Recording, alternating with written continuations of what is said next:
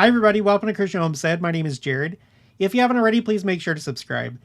About a week ago, I posted this on Instagram and Facebook. Make sure to follow me there. Have you ever explored the hidden side trails at Adam-ondi-Ahman? I'll have to look it up later, but I was told that Joseph Smith was involved in blessing this spring. And then I got some comments. I got this one from Christians Over Culture. Make sure to follow her. She's an LDS content creator on Instagram.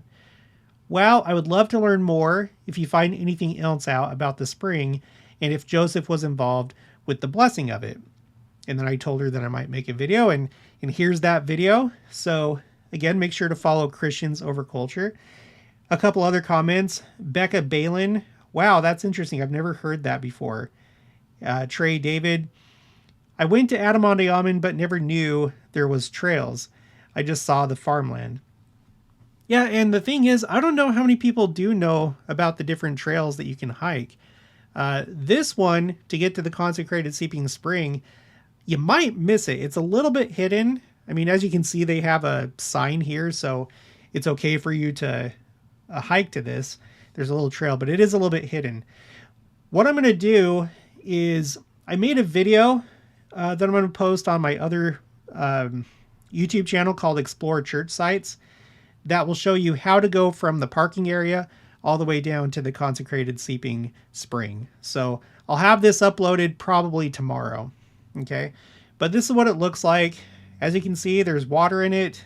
And then when you look back in the trees, like in the video that I'm going to post tomorrow, you'll see that there's running water. So it's still working.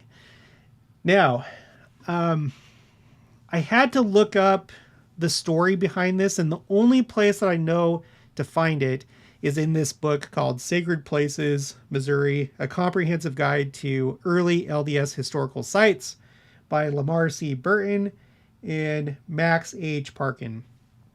I found out about this book from my friend Tamra, who lives near Adam-ondi-Ahman.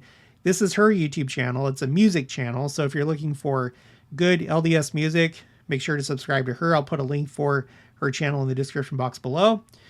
She was the first one that took me to Adam-ondi-Ahman and showed me the spring. And then she told me all about this book. And this book is rich with information. I'm going to comb through this and find the original sources for myself.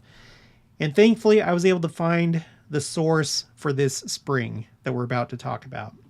So if you ever need to find it, I put it on my quotes A through Z spreadsheet.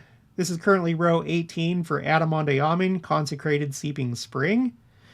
And the original source, or the primary source, the primary source is this book called Mormonism Exposed, being a journal of a residence in Missouri from the 28th of May to the 20th of August, 1838 by William Swartzell. If you go to the Joseph Smith Papers website, it says that he was baptized March of 1838, moved to Missouri the next month, and then he left the church a few months later, and then he wrote this book that we're going to be looking at. The book contains, I guess, I don't know if it's his entire journal, but at least it has part of his journal. So even though he left the church, I don't think that this is necessarily an unreliable source. It's what he wrote at the time before he left the church. Of course, there could be bias. Who knows if he was having doubts at that time. But anyway, what we're about to read is not really questionable to me. And it wasn't to the authors of this book either. And I think you'll see why. Unfortunately, at archive.org, when you start going through this book, it's all sideways and there isn't an option to rotate it. So I'd like to read from the original source whenever possible. And so we're just going to do it on Photoshop. So these are screenshots that I took and I just rotated them. Okay, so this is the 11th. What was it? Who cares? I think it was like the 11th of June of 1838. This morning I got a pail of milk. Brothers Joseph Smith, Martin Harris, and myself went to digging a spring and walling it in. Brother Lyman White hauled the stone to the stone to wall it in. Oh, and by the way, Lyman White's cabin, which is one of the prominent sites when you go visit Adam-ondi-Ahman, is not very far from the spring. So it's just down the hill a little bit. Okay. Brother Lyman White hauled the stone to wall it in, and I did the mason work. After being dug out, cleansed, and walled up, I observed to the brethren present that as the mason work was finished, we ought to make a prayer before God that the spring might never fail. Okay, now here's where we start getting into trouble right here, potentially. That the spring might never fail, flowing as an everlasting fountain to the saints elect. It was agreed upon by brothers Smith, White, and Harris that on me should devolve the duty of consecrating the spring. Okay, so this spring right here was not consecrated by Joseph Smith. It was consecrated by William Swartzell, who later left the church after only being a member for several months. But he's the one that consecrated, but he did do it with Joseph Smith, Lyman White, and Martin Harris.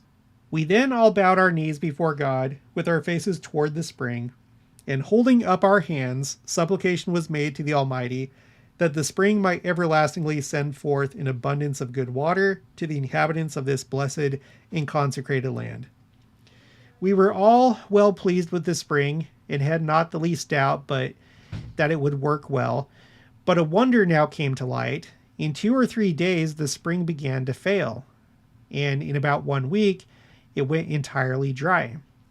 From this fact, many contended that there were no saints in Zion. Immediately after we had prayed by the side of the spring, and before it had went dry, I observed to Joseph Smith that this city should have a new name. Brother Joseph placed his back against a small shady tree near the spring, and then said, "We shall alter the name of this stake," every city being called a stake. And looking towards heaven for a short time, said, "It does not take me long to get a revelation from heaven, and this stake or city shall be called Adam-ondi-Ahman," which is misspelled here. He assigned as a reason for calling it so that there was no place by that name under heaven. Okay, so I don't know if that's how it actually went, but when we go to Doctrine and Covenants, section 116, it says, "Spring Hill is named by the Lord Adam-ondi-Ahman because, said he, it is the place where Adam shall come to visit his people, or the Ancient of Days shall sit, as spoken of by Daniel the prophet." So I don't know. Maybe that is how he received the revelation. It was like right then and there, and this is a truthful account, which makes this site even more interesting if that is the case.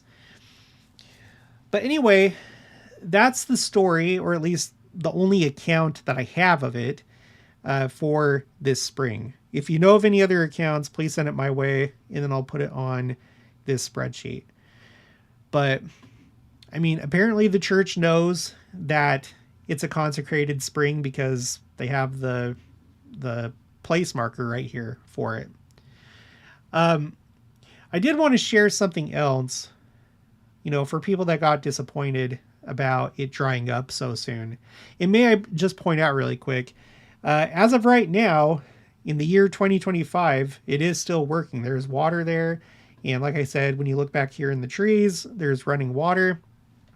And what's interesting to think about is that 1838, that's the year that the Saints were expelled from Missouri.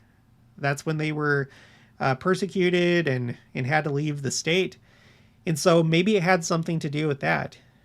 It may run along the lines of how with Jackson County, how the Saints at that time were not prepared. They were not worthy to build up the city of Zion or New Jerusalem in Jackson County. And maybe it's something similar with Adam-ondi-Ahman, because there was going to be they started to build a city there. And this was the property of Lyman White.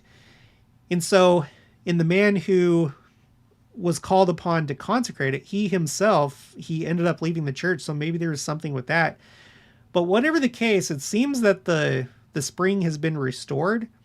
maybe that's a sign of things to come in the future. And we'll just have to see how long it goes. But I just wanted to point that out. But I wanted to finish with this quote. This is from Elder Howard W. Hunter of the Quorum of the 12 Apostles. Of course, he later on became president of the church. This is the October 1970 General Conference. And he says, "There have always been those who wanted a sign before they would believe. During his ministry, the Master was asked on many occasions for a sign. The Pharisees also with the Sadducees came, and tempting, desired him that he would show them a sign from heaven. He answered and said unto them, When it is evening, ye say, It will be fair weather, for the sky is red. And in the morning, it will be foul weather today, for the sky is red and lowering. O ye hypocrites, ye can discern the face of the sky, but ye cannot discern the signs of the times. A wicked and adulterous generation seeketh after a sign. Perhaps it was with them, as with many today, truth is not recognized as truth unless accompanied by the sensational. What would have been accomplished had the Lord called down thunder and lightning, or plucked a star from the sky, or divided the water to satisfy the curiosity of men? They would probably have said it was the work of the devil, or their eyes deceived them. Signs are evident to the faithful." I should delete this. This is just the name of the next section. I don't need that for my spreadsheet. Signs are evident to the faithful. So it very well could be that the consecration of this spring worked, but with exceptions. It may have had to do with faith. It may have had to do with righteousness, so that people wouldn't believe in the church just because of a spring, because the spring never failed. Does that make sense? And look what happened with William Swartzell. I haven't read his entire account. I don't intend to. I'm not going to read that book. I'm sure that he had many other grievances with the church, but maybe that's why this was included in this book that he wrote. But again, whatever the case, I wonder what he would say if he was brought to the present, to June of 2025, and we made the hike to the consecrated Seeping Spring, and he saw it today, after all these years. So anyway, yeah, so watch out for the video that I publish on this channel. It'll show you exactly how to get there, and there's also some other hidden things back there that you may want to check out. It's a fun little hike. But that's going to be it for this one. So if you haven't already, please make sure to subscribe. Like this video if you liked it. Leave your thoughts and opinions down in the comments below. Also make sure to share it, and I'll talk to you guys later.